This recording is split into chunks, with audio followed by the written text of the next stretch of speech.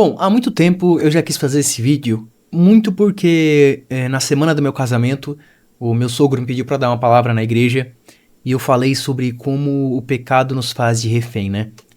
E a política faz muito com a gente isso também. Então eu resolvi falar um pouco sobre como a política nos faz de refém. Quando eu falo que ela nos faz de refém, não é no sentido de que ela nos obriga a pagar impostos, mas como ela muitas das vezes nos obriga a participar e defender coisas que são indefensáveis, colocando a nossa moralidade em risco.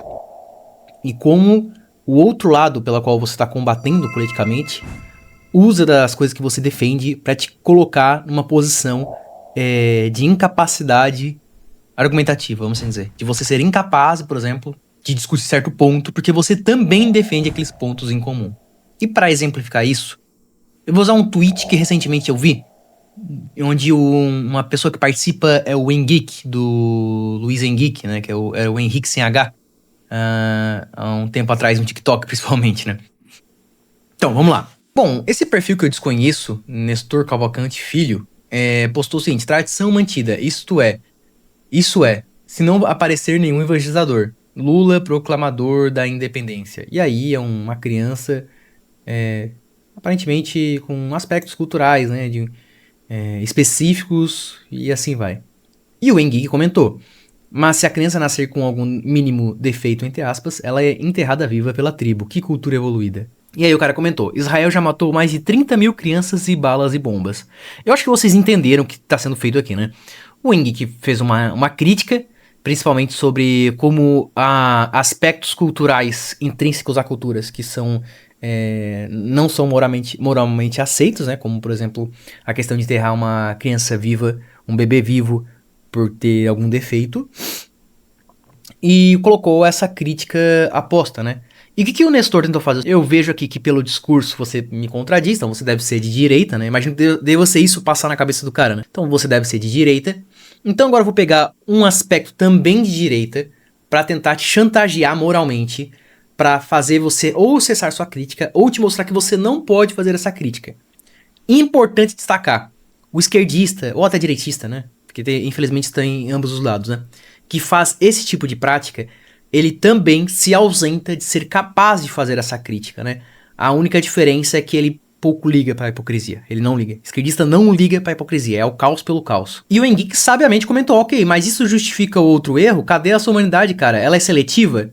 Ou seja, ele colocou em xeque. Como se... Não, beleza, eu concordo. Mas por que isso seria um problema pra mim? Isso acaba parecendo que você está tentando fazer que haja uma contradição em mim, sendo que você não vê problema nisso. Então, quando você tenta usar isso, você está demonstrando que você não tem essa importância, que é seletividade. E aí, cadê a sua em respeitar a cultura de um povo, quantos abortos temos, e ele vai tentar insistir nessa falsa dicotomia, nessa questão de te colocar como refém das suas defesas políticas. Aqui tem um outro exemplo, né? Tem um cara que comentou assim: eu não sou esquerda, mas isso aqui é muito real. A esquerda prestando depoimento, o Lula e a Dilma, né? E a direita prestando depoimento, e essa galerinha toda que ficou doente aí, bem próxima de prestar um depoimento, supostamente, né? Não conheço esse caso porque eu não acompanho essas coisas aí, porque tenho mais coisa pra fazer na vida. E aí eu comentei, porque eles colocam o Lula, né? Tem esse discursinho. Quem tentou emplacar isso foi o humorista, o Fábio Porchat, em que ele tava no programa lá de não sei quem. E aí um cara tentou falar que o Bolsonaro tentou escapar da... Aí o cara sabiamente perguntou assim: tá, mas a Dilma não fez isso com o Lula? Quando tentou colocar ele pra defesa da Casa Civil, né? Eu lembro disso, porque tinha um site até, na época, o Lula é ministro, né? Aí tu via lá, não. Pra tentar tirar ele do escopo da Polícia Federal, né? Aí o Fábio Porchat: não, mas veja bem, a diferença pro Fábio Porchat... Meu, olha só como essa galera é inteligente, entre aspas, né? A diferença é que o Bolsonaro, o Fábio Porchat diz, né? Ele foi lá e conseguiu modificar a Polícia Federal. A Dilma não. Então, aí fechou. Então se é assim, tá bom, né? É a mesma coisa que um cara, sei lá, tentar roubar uma pessoa, conseguiu, e aí tu critica: aquela pessoa tá roubando, isso é errado, né? E aí eu tentar roubar, mas foi interceptado pela polícia ou até pelo próprio cidadão. Não, mas ele não roubou efetivamente, pô. Ele tentou, mas não conseguiu, né? Então é uma coisa muito besta, né? Então, bom, lembrando disso, né, de que isso aqui só aconteceu, na verdade, porque Lula foi obrigado, daquilo que ele não conseguiu fazer a maracutaia que precisava lá pra ser ministro da Casa Civil, eu botei assim: só me diz quem que queria ser ministro da Casa Civil pra não ter que passar pelo processo da Lava Jato. Tô em dúvida aqui. Pronto, acabou, né? E aí, uma pessoa perguntou assim, e onde estão os políticos do PP e do PL, que foram os partidos com o maior número de investigados na Lava Jato? Os partidos do Bolsonaro. Caguei, não ligo, literalmente não defendo o Bolsonaro, literalmente sou contra a política, mas veja que eu tento emplacar um negócio, aí a pessoa vai lá e tenta emplacar um negócio. Vou até responder aqui ao vivo, né?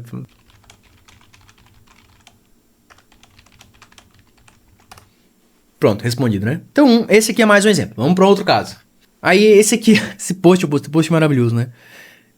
Esse post eu postei, né? Que é o comunista, né? O capitalismo não funciona pois as pessoas são egoístas. O socialismo funciona porque o ser humano é bom, né? É uma contradição entre pressupostos da essência do ser humano em cerca de seu comportamento e relação social, né? E ambas são contraditórias, mas uma é aceita em algum momento e outra não, né? E aí eu botei, né? O Rubão é parecido, o ser humano é mau, usa força, etc. Por isso precisamos do Estado. Porque o Rubão faz isso, né? Ele fala, porque nós temos que ter medo, o ser humano é mau, não sei o quê. Por isso precisamos do Estado, né?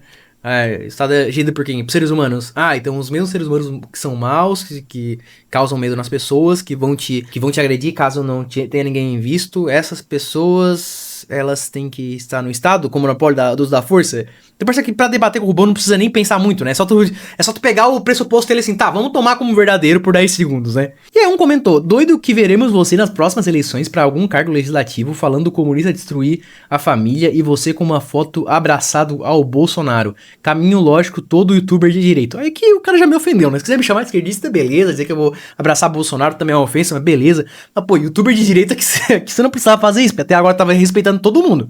Então, isso aqui não tem nada a ver. Eu não tenho nenhum interesse e não tenho nenhuma vontade e não acho definitivamente correto de nenhuma forma me afiliar em partido político ou movimento político, tá? Simplesmente isso. Acabou.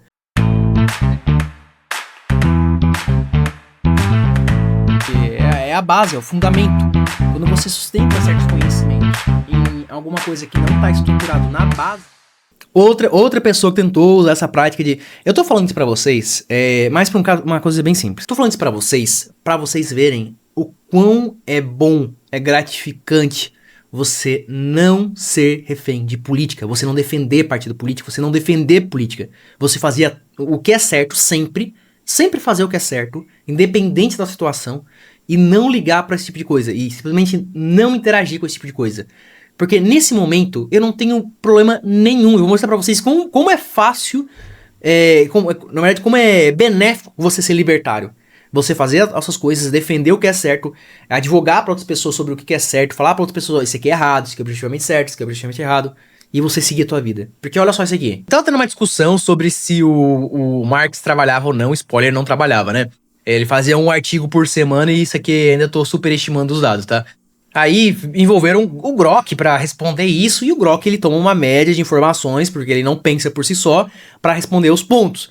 Então eu fui lá, peguei todos os artigos que o Bolsonaro, que o Marx, eu confundi porque os dois são bem parecidos, né?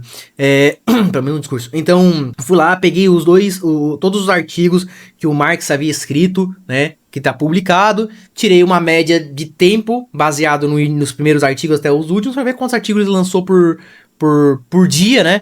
E num dado muito superestimado, a gente coloca até os artigos que o próprio Engels escreveu, daria um por semana, assim, ó, estourando com o arredondar do Excel apontando pra cima, tá? Que foi o que eu fiz. Então, fui lá, continuei o comentário, né? O Betinha Grok sabe mais o que? Bom, vamos lá. Ele admite várias vezes que não tinha como provar que Marx não ajudou as irmãs, que é um outro assunto que também tá no livro Calma a Santificação à Queda, né? Mas quando pedi provas de que ajudou, ele comenta que não há evidência de que Marx tenha ajudado as suas irmãs financeiramente em 1841, pois ele dependia da família de Engels.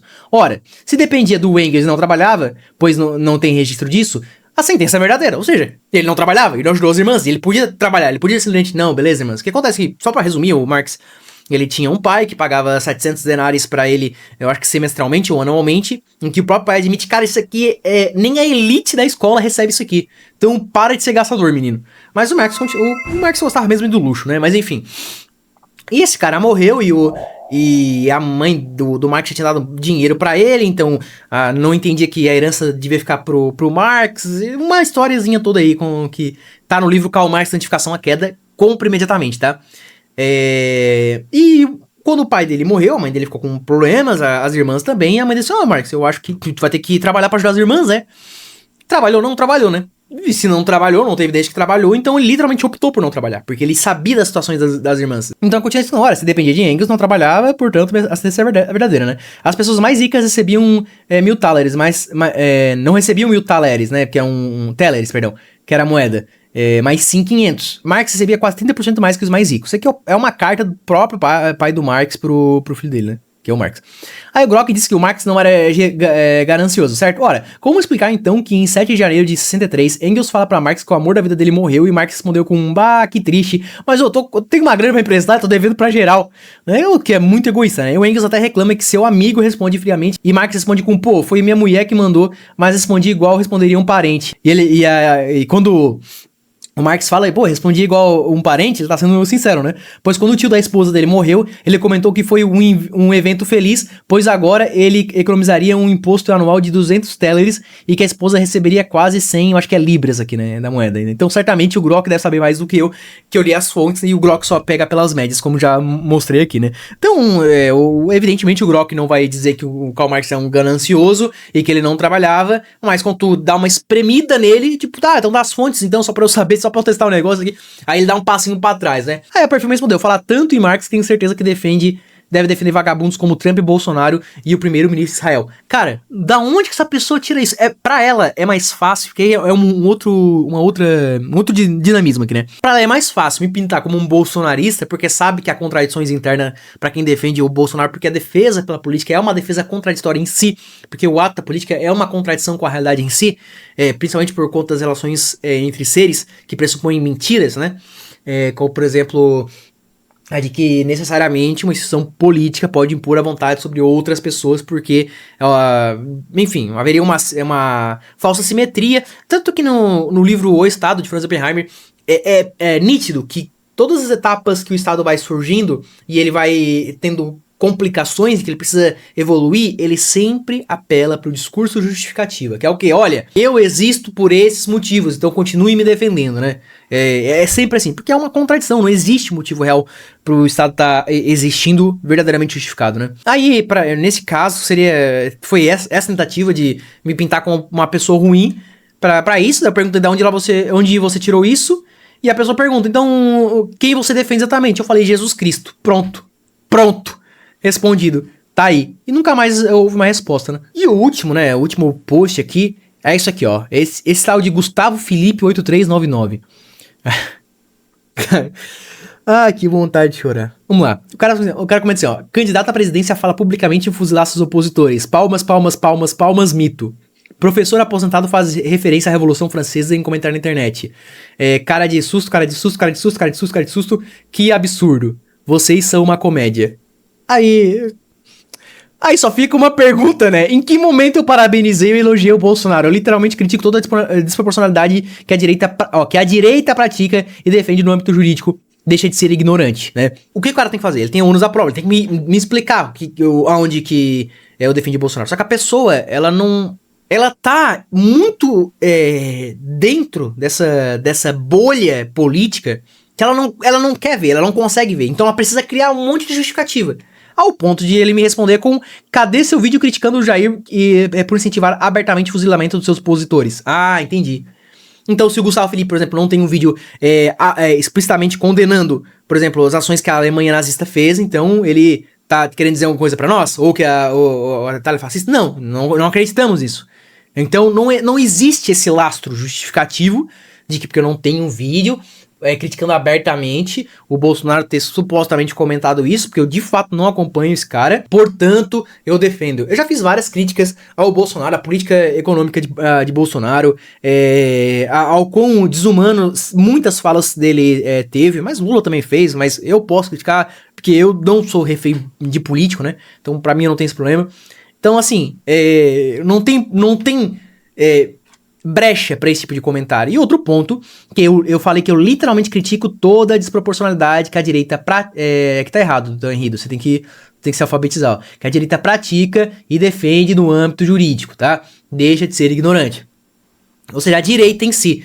Tem um vídeo meu da UL que fala sobre isso, que é quando aquele policial pavaricou, né, lá em São Paulo, que teve um cara que puxou uma arma pra um bandido se você vai ficar parado aí. E o policial não fez nada, o policial até empurrou o cara que tava pedindo ajuda. E eu comento que é desproporcional porque o cara já tinha sido imobilizado, o recurso já tinha sido entregue.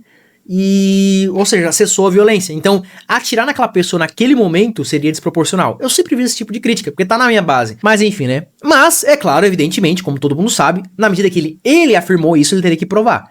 Aí eu botei assim: Gustavo, você é um rapaz inteligente. Risada, porque evidentemente eu tô sendo irônico. Então sabe que, ao afirmar que eu chamei Bolsonaro de mito por fuzilar alguém, você deve ser capaz de provar isso. O ônus está sobre você. Onde falei que Bolsonaro é mito por fuzilar opositores. Na verdade, onde falei que ele era mito em qualquer sentido, né? Quando você fracassar miseravelmente na procura, considere somente pedir desculpas, já é o suficiente, né? Aí, não desvia do assunto não, malandro. Indignação seletiva é coisa de gente sem vergonha. E aí, é o cara te colocando, tentando te colocar pra ser refém de defesa política, que é uma contradição que vai te colocar nessas situações. Não defenda política, muito menos político. E aí a conversa acabou porque o cara simplesmente não tem como alegar esse tipo de coisa. Eu sou contrário a esse tipo de... Quando tava na Universidade Libertária, muitas críticas que a gente recebeu foi porque a gente postou que na guerra entre Ucrânia e... Não sei se foi contra a Ucrânia e Rússia, ou se foi Israel e Palestina, mas eu acho que foi Israel e Palestina. Nós literalmente postamos que o assassinato, a agressão de civis, de gente inocente, é objetivamente errado. Não existe justificativa. Não existe tipo assim, mas a pessoa agrediu e escondeu no meio de cidadão. Beleza, as outras pessoas que não cometeram isso, elas não podem sofrer o ônus por conta de uma pessoa, principalmente se elas não têm voluntariamente a defesa dessa galera, ou seja, elas não estão ocultando, e aí no caso, de certa maneira, confirmando que o que a pessoa que agrediu fez tá certo. Elas estão literalmente à mercê deles. Então não existe justificativa pra isso. Então esse cara comentar isso é uma barbaridade gigantesca. E chegamos no final do vídeo, onde eu quero falar pra vocês o seguinte: novamente, não seja refém de movimento político. Não seja refém de defender a política em si, ou políticos em si. Não façam isso. É a pior coisa da vida de vocês.